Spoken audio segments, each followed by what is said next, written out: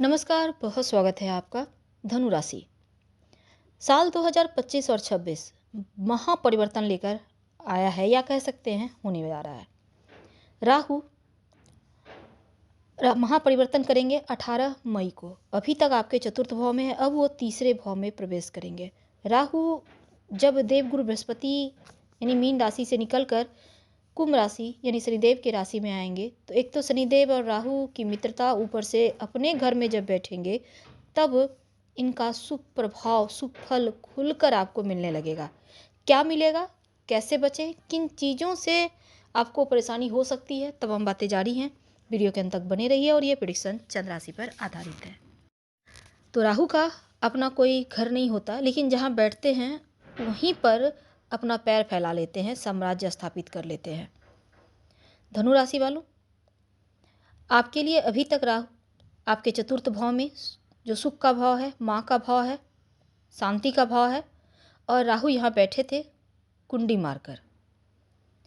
तो जब सुखों के भाव पर राहु थे तो बहुत तरह से अच्छा होते हुए भी आपके लिए बहुत शुभ फल नहीं दे पा रहे थे, क्योंकि वो देवगुरु बृहस्पति के राशि में बैठे थे। अब गुरु और राहु दोनों विपरीत, ऐसे में 1.5 सालों से जो चीज़ें आपने प्राप्त किया है वो बरकरार है, भले ही बढ़ा ना हो पर घटा भी ना है। तो ऐसे में सिचुएशन जो आपकी थोड़ी सी ऐसी थी, आप उड़ना चाह रहे थे पर पंख नहीं मिल पा रहा था, अब जैसे ही तृतीय भाव में राहु आएंगे, आपकी इच्छाएं पंख फैलाकर उड़ेंगी और आपको 10 गुना ज़्यादा सफलता भी प्रदान करेगा।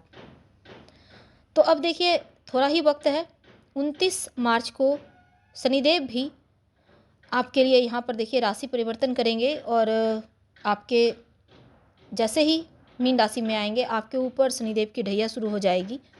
तो 18 मई 2025 से चतुर्थ भाव से निकलकर तृतीय भाव में राहु आएंगे। राहु वक्री ग्रह हैं और हमेशा पीछे चलते हैं, तो 2 पापी ग्रह कुछ समय के लिए एक साथ होंगे आपके चतुर्थ भाव में, यानी 29 मार्च से 18 मई तक। तो ये जो वक्त है, 50 योग बनेगा। लेकिन इस 50 योग का प्रभाव आपके लिए अच्छा या बुरा, पहले हम ये समझते हैं, फिर आगे बढ़ेंगे। देखिए धनु वालों, आपके लिए ये जो योग बन रहा है, थोड़ा सावधानी रखना होगा। कैसी सावधानी? देखिए, इस समय थोड़ा भ्रम, संदेह, ये चीज़ें आपके लिए पैदा होंगे, और अज्ञात माध्यम से लाभ तो होगा, लेकिन अवांछित माध्यम में खर्च भी होंगे। यानी ऐसी चीज़ों पर खर्च होगा जो आपने सोचा ही नहीं था और पता ही नहीं चलेगा कहाँ खर्च हो गया। आपके जो आप नौकरी करते हैं, व्यापार करते हैं या कोई भी काम करते हैं, उसमें अचानक से बाधाएं आ सकती है। आपके जो करीबी हैं, जो अपने हैं, जिन पर आप भरोसा करते हैं, वो धोखा दे सकते हैं, और अचानक से आपके स्वास्थ्य में थोड़ी मुश्किलें आ सकती है। छोटी छोटी चीज़ों पर बेवजह समय आपका बर्बाद हो सकता है। आपकी मेहनत के कमाए पैसे कहीं खर्च ना हो जाए बेवजह की चीज़ों पर, इसका ध्यान रखें। थोड़ा आलस्य रहेगा। तो जो 18 मई तक का वक्त है, 29 मार्च से लेकर थोड़ा सा आपको इन चीज़ों को लेकर सावधान रहना चाहिए। उपाय क्या करेंगे, ये हम वीडियो के अंत में बताएंगे। पहले हम समझते हैं कि राहु जब तृतीय भाव में आएंगे तब आपके लिए कैसा रहेगा। तो आपका तृतीय भाव शनिदेव का घर है, और राहु को भी तीसरे भाव के कारक के रूप में देखा जाता है। अब देखिए, दूसरा प्रभाव यह है कि राहु अभी तक देवगुरु बृहस्पति के घर में थे, अब राहु खुलकर सांस नहीं ले पा रहे थे, तो देंगे क्या।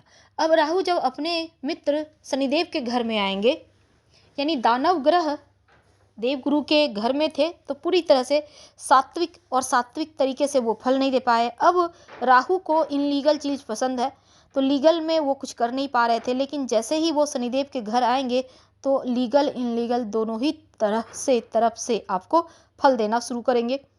तो एक अच्छे स्थिति में राहु और शनि के घर आए हैं। अब काल पुरुष की कुंडली में 11 नंबर जो होता है, इच्छाओं की पूर्ति का होता है, कुंभ राशि है, और राहु आपके लिए यहाँ पर अगर समझा जाए तो अच्छा प्रभाव यहाँ से देना शुरू करेगा, क्योंकि राहु का अपना कोई घर नहीं होता, और शनिदेव का यानी दोस्त का घर मिल गया तो एक साम्राज्य, अपना राज्य स्थापित करके रखेगा। तो शनि के घर में राहु का बैठना आपका पराक्रम को बढ़ाएगा। तीसरा, छठा, 10वां, 11वें घर पर यदि राहु का गोचर, चूँकि यहाँ पर शुभ माना जाता है, तो 18 महीने तक जो है चतुर्थ भाव से, चूँकि यहाँ पर देखिए राहु चतुर्थ भाव से निकलकर तृतीय भाव में जाएंगे, हमेशा वक्री चलते हैं, और तीसरे घर में जब आएंगे तब ये तीसरा घर होता है कंपटीशन का। जीवन में महत्वपूर्ण ग्रह राहु है और जो भी कंपटीशन थी नौकरी व्यापार की, उससे आपको मुक्ति दिलवाएगा, आपको सफलता दिलाएगा। और राहु आपके अंदर जुनून पैदा करेगा, चाहिए तो चाहिए, यानी आपको जो करना है वो आपको प्राप्त करवा कर रहेगा। राहु यहाँ पर बाहुबली होगा और आपके लिए वीरता, यानी कि आपके अंदर कॉन्फिडेंस लेवल बढ़ाएगा। आप जो करना चाहते हैं, वैसे भी धनु राशि वीरता की ही राशि है, तो आपकी कॉन्फिडेंस लेवल बढ़ेगी। राहु आपका प्रभाव को बढ़ाएगा। आईटी सेक्टर से जुड़े हैं, सॉफ्टवेयर क्षेत्र से जुड़े हैं, स्पोर्ट्स से जुड़े हैं, मार्केटिंग क्षेत्र से जुड़े हैं, तो आपके लिए बहुत शुभ फल देगा। ऑनलाइन काम करते हैं तो राहु तरक्की देगा। राहु का प्रभाव से बढ़िया फल मिलेगा, 10 गुना वृद्धि करेगा। राहु आपकी हिम्मत को बढ़ाएगा और जिस तरह से राहु ने अमृत पान किया है, उसी तरह से अमृत पीकर आपको अमृत तो देगा, यानी आप जो चाहेंगे वो प्राप्त कर पाएंगे।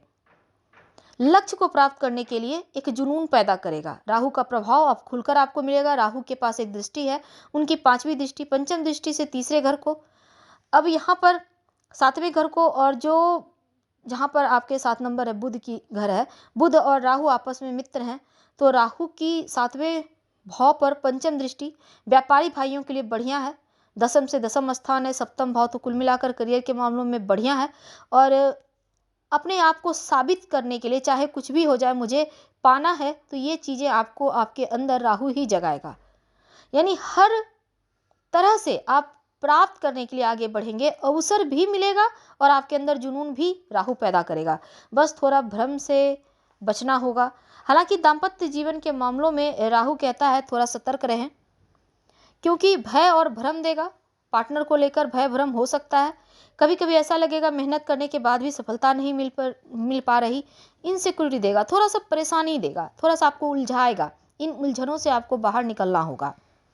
सफलता तो देगा। अगर आप अविवाहित हैं, विवाह करना चाहते हैं, तो एक अच्छा काम करेगा कि राहु आपका विवाह तय करवाएगा, जीवन साथी का वरदान देगा, यानी विवाह तय होने के योग बनेंगे। नवम दृष्टि सकारात्मक फल देगा, लेकिन यहाँ पर आपके लिए इनकी जो एक दृष्टि है, जिस इनकी दृष्टि शुक्र की राशि पर है, तो शुक्र और राहु दोनों का कॉम्बिनेशन बड़ा शुभ होता है, तो नए अवसर मिलेंगे, लाभ प्राप्ति के योग बनेंगे।